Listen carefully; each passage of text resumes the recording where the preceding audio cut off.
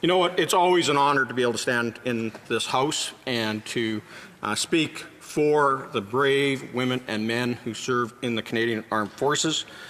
As Conservatives, we are proud of our soldiers, sailors, and aircrew, and we want to support all in uniform who serve Canada. Now, we believe that sexual misconduct, discrimination, racism, and other forms of harassment must be stomped out from the Canadian Armed Forces, because all military members deserve to have a safe and respectful workplace. It's hard enough to do the dangerous work that we call upon them to do.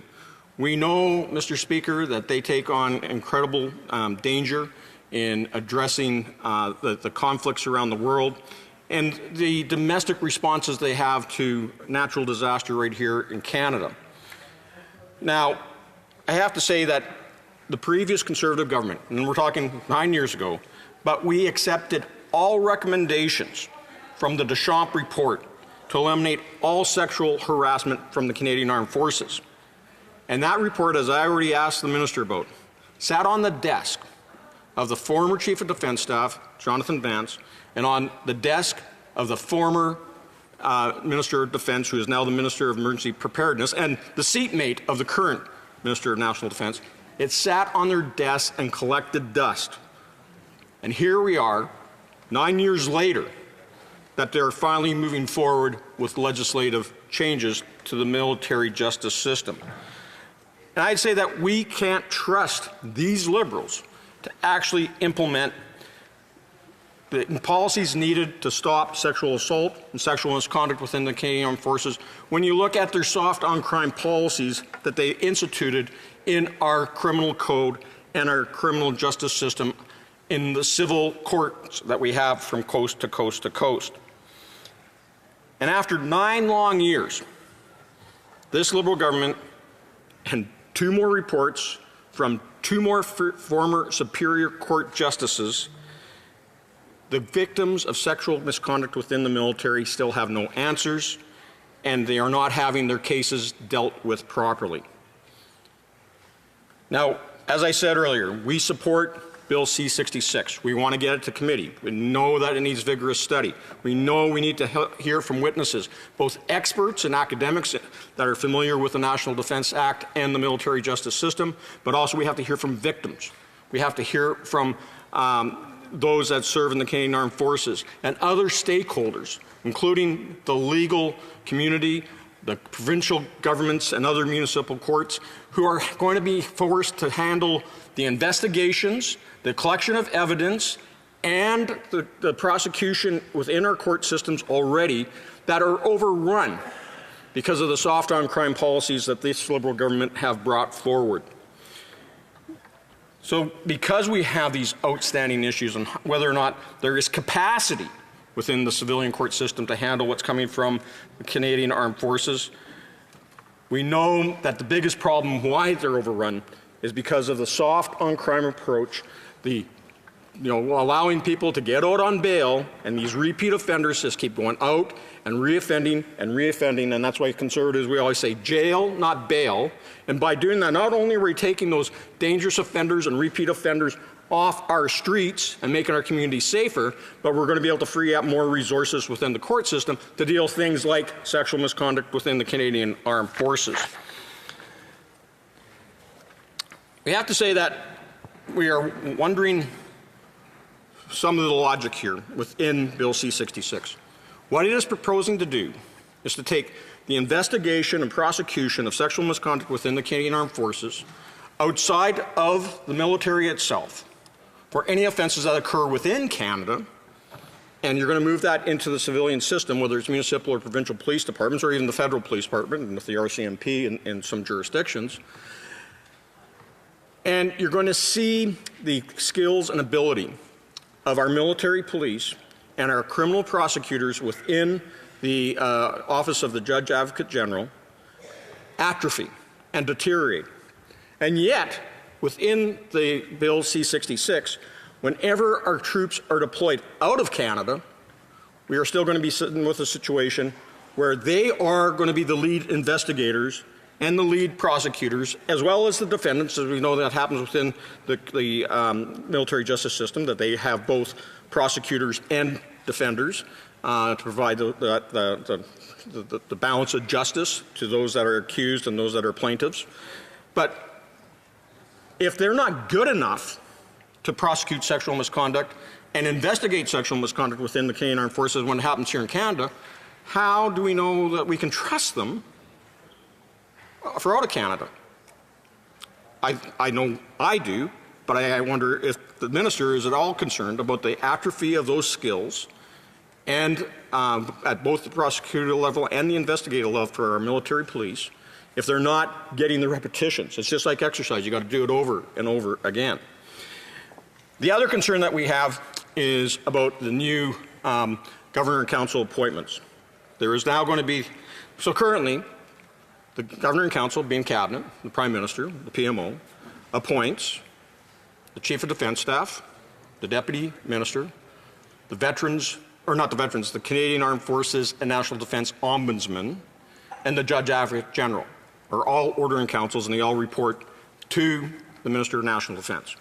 And now we're going to add more governor and council appointments. The Director of Military Prosecution, the Director of Defense Counsel, and the Provost Marshal General. So that will increase independence, but there's questions along the terms and lengths of those appointments. There's no consistency. There's no consistency with other governor and council appointments that we have both in the civil system within the bureaucracy and within other government appointments, or the other ones that are appointed under the National Defense Act. And there's no clarification or clear way of how you reappoint those individuals. There's even been questions raised whether or not by having these three new governor and council appointments that right now report to the JAG makes having the Judge Advocate General actually irrelevant and their position undermined because of directives that can come from the minister. We're also very concerned that this is going to increase political interference, and we've already witnessed this with this government. Because giving the power to the Minister of National Defense to not only have control over more individuals within the Canadian Armed Forces, but you're also giving more the power to issue guidelines under Bill C-66 in respect to prosecutions, that what opens the door to that political interference. And all you have to do is look at some of the cases that this government has already politically put pressure on to have them move to the civilian system. Vice Admiral Mark Norman. And you look how that came about. Of course, those charges were all stayed. And there was a legal settlement paid out by the Government of Canada to Vice Admiral Mark Norman for their witch hunt on what happened to him.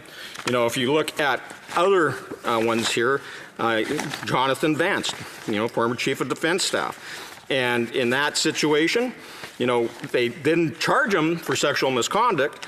They actually charged him for obstruction of justice. You look at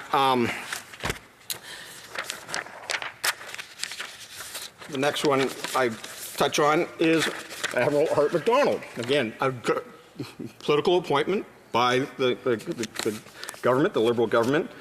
And again, his Chief of Defense Staff then came to light that there was some misconduct in his background.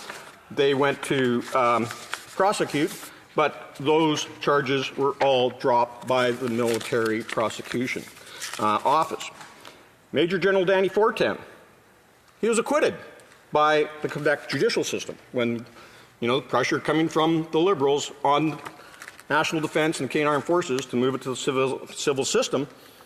So here he is getting off. All we're doing is destroying these people's reputation, and from a victim standpoint, they're not getting any justice. Lieutenant General Trevor Cadeau, his cases were stayed by the Ontario Justice Department. We just had Vice Admiral Hayden Edmondson found not guilty in the Ontario justice system. And, that one there was just ruled on earlier this week, and it was found that a CBC reporter actually tampered with a witness, and it was all the testimony was thrown out. And then the last one I have here is Lieutenant General Steve Whalen, and again, the charges were dropped by military Prosecutors and Lieutenant General Steve Whalen has filed a statement of claim. So, when you look at all of this, you know that you have a situation where the political pressure from this Prime Minister and the Minister of National Defense on national defense to move these into the civilian court system doesn't automatically result in justice for the victims. It actually turns into situations where we have liability because of the increased defamation of characters of individuals who have served this country for long and hard years as military leaders. Now, and we know that, on the General Jonathan Vance, as the former Chief of Defense Staff, that when we studied this at the National Defense Committee for 3 months, the Liberal chair kept adjourning the committee and refused to let us hear from witnesses and from experts and from victims about the cover-up that happened when the victims came forward about Jonathan Vance. The news stories broke, and it came to light that we had in the former Minister of National Defense, Minister of Emergency Preparedness, that they went to great lengths to block the investigation, to turn a blind eye. The Prime Minister was involved in that. And, unfortunately, the only committee that was able to give any type of report was the status of women. And the Conservatives said at that report, it became abundantly clear that there has been a lack of leadership by the Defense Minister on the issue of sexual misconduct in the armed forces.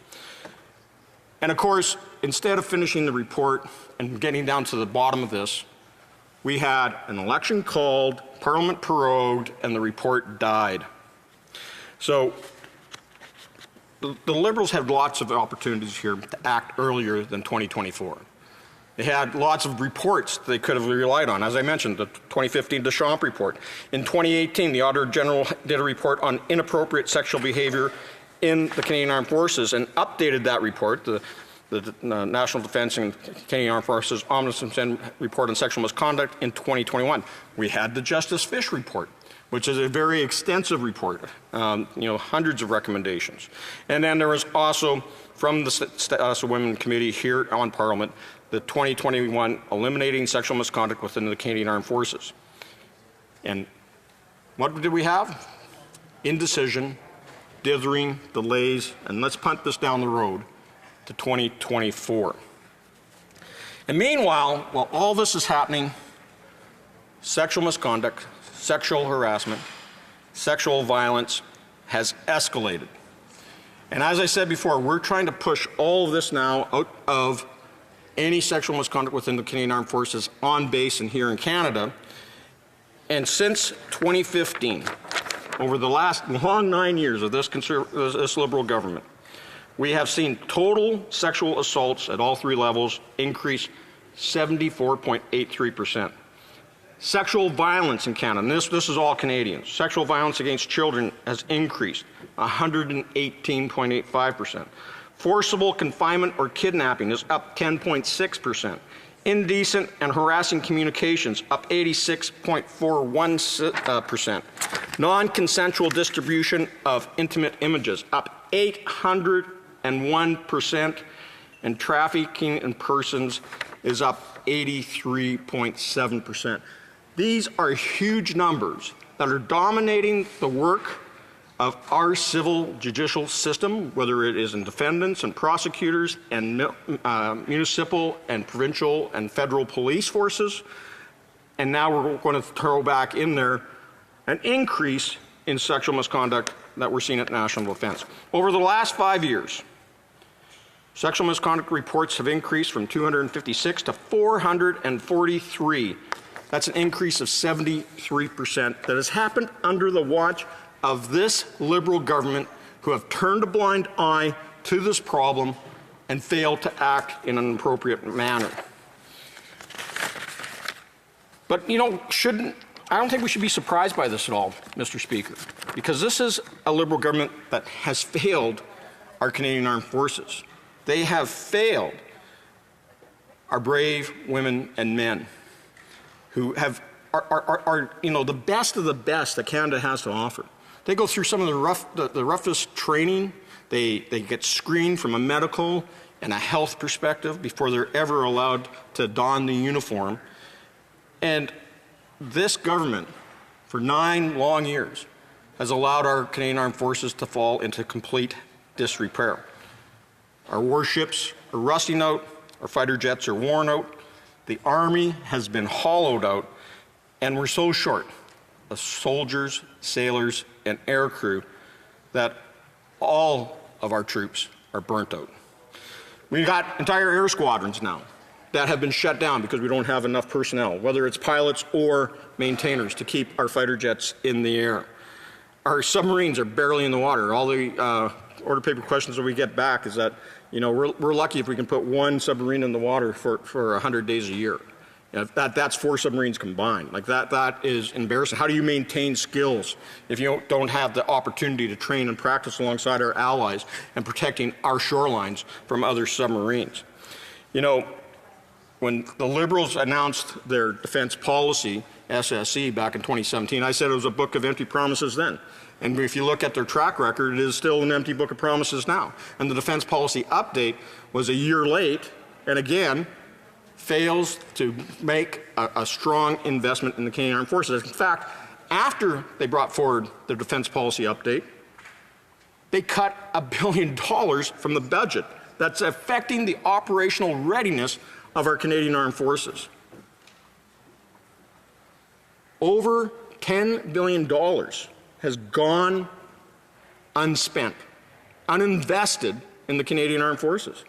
And that means that the delivery of much needed equipment is getting there later, and that our troops are getting tired of operating on old, worn out equipment. They don't feel safe. They don't feel respected. They don't feel that they are honored by this government. And that's why we are today short 16,000 troops in the reserves and regular forces.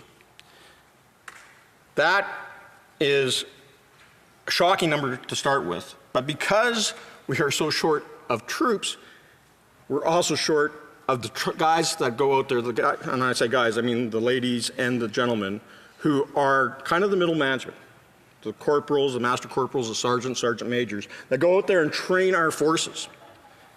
And we right now have over 10,000 undertrained and undeployable members who are in uniform. But we can't dare send them out because they don't have all the skill set that they need to do the job that we want to. And so that, because of that, and this is, you know, the government's own number, but our military has been hauled out so bad that only 58% of our forces are ready to deploy, that stand ready.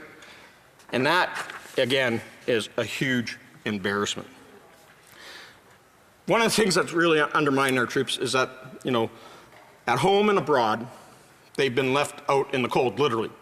We have a housing shortage of 6,700 housing units. The government has only budgeted $8 million to build homes over the next 5 years. Last year, they only built 20 homes for our Canadian Armed Forces members, and the year before that was only 18. 38 new homes doesn't make up for the 6,700 home housing unit shortage that we have right now, and that's why so many of our guys are living unhoused. They are living in tents, they are couch surfing, and sometimes in precarious situations. So I'll close with this, Mr. Speaker. The next Conservative government will rebuild the Canadian Armed Forces by cutting down on the bureaucracy and the wasteful spending on unnecessary consultants. We've got people in the Canadian Armed Forces and within the Department of National Defence that can do that job. We'll reduce that tail and invest it in the tooth of our military. We're going to take the taxpayer money that is going to foreign dictatorships and despots and reinvest that into the Canadian Armed Forces. We will spend more on the Canadian Armed Forces than they ever hoped to. And we'll make the Canadian Armed Forces stronger and ensure they have the equipment they need. We'll restore the honor and integrity of our military heroes that Canadians can be proud of. And we're going to reverse all of the liberal, woke culture, that experiment they've been carrying on, and instead we're going to support the warfighters of the Canadian Armed Forces, Mr. Speaker, so that they can proudly serve and proudly defend and proudly fight alongside our allies when they're called upon.